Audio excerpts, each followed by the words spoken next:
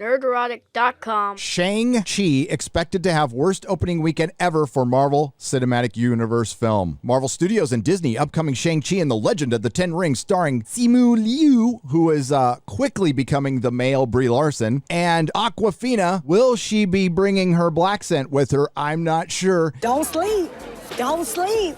Because she might disappear. Saw that? Lit, right? Yeah. She came back, though. She likes you. All right, let's hit it, and we're following the queen. Hell no.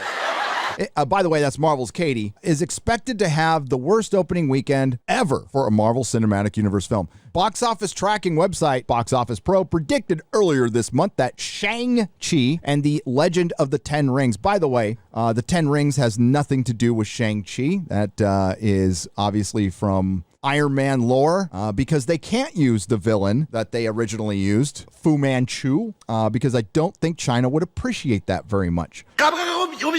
Just so you know, though, those comics were great. Jim Starlin art, Paul, I think you pronounce it Gulacy, I'm not sure. His art was brilliant as well. It was basically Bruce Lee, the comic book, and they got a guy who looks more like... the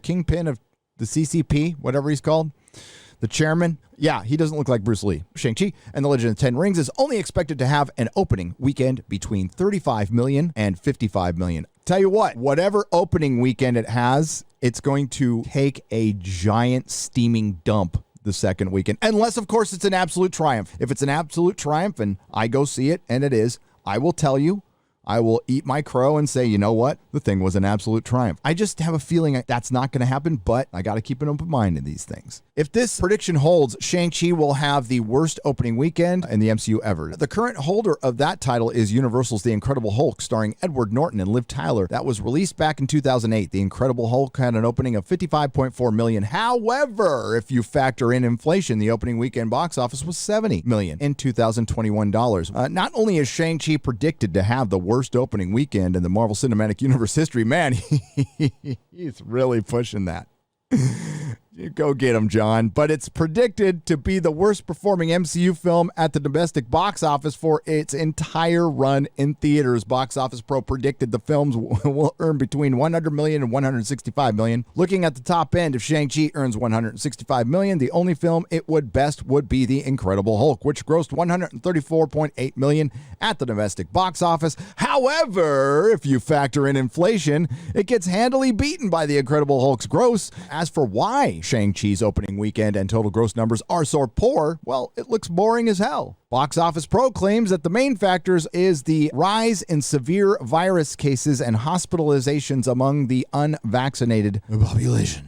And the vaccinated population, too. However, blaming the COOF doesn't really make sense when the CEO of Live Nation is claiming that live concert tickets are being sold out faster than ever. Yep. Michael Rapino said during the company's first quarter financial call in May, fans are buying tickets and events are selling out faster than ever. He added, we're just seeing demand beyond any other historical moment. Garth Brooks just this morning broke the Ticketmaster record. Yeah, people love that dude. I'm perplexed by that, but I'm not going to throw any shade. If you like Garth Brooks, you go get him. What I have noticed, while Las Vegas was devoid of any international tourists, Vegas looked packed. There was a lot of people there. Deadline reports Brooks sold over 50,000 tickets in less than 30 minutes for his upcoming concert at Rice-Eccles Stadium in Salt Lake City, Utah. The concert took place in July. Yeah, I think GNR sold out in LA or got close, and those tickets were ridiculously expensive. And like I said, a lot of people are hitting the road. Traffic is back in Southern California. And as I said in my last video, I was sitting in empty theaters, but my Home Depot is not empty. Lowe's isn't empty.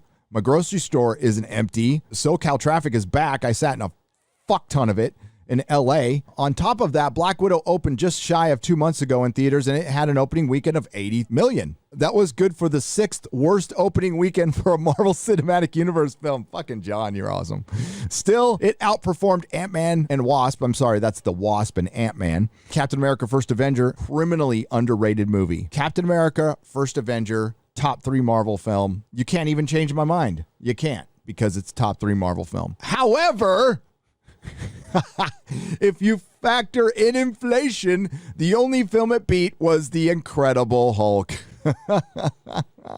Aside from the pandemic, Box Office Pro also points out the fact that Shang-Chi isn't a well-known character. That's true. They note Shang-Chi himself isn't generally known beyond the most diehard fan circles. Quite frankly, they haven't done jack shit with the character since he ended his run back in the early 80s.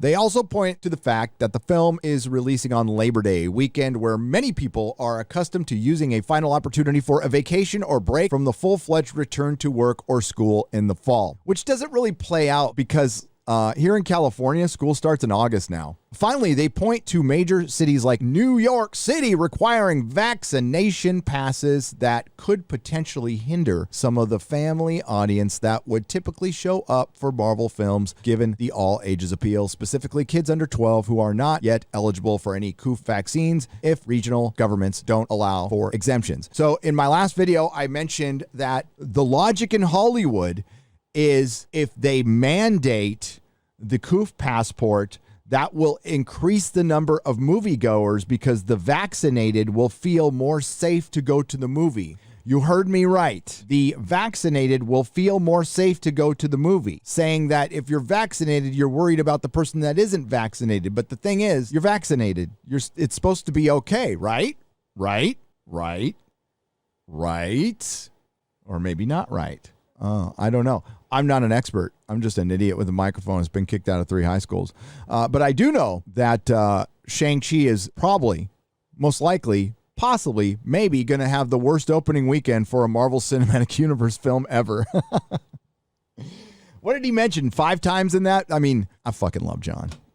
John's brutal, man. He looks like this nice guy. He's kind of got an opie look to him. I say that with all due respect. He just looks like the guy next door. A nice feller.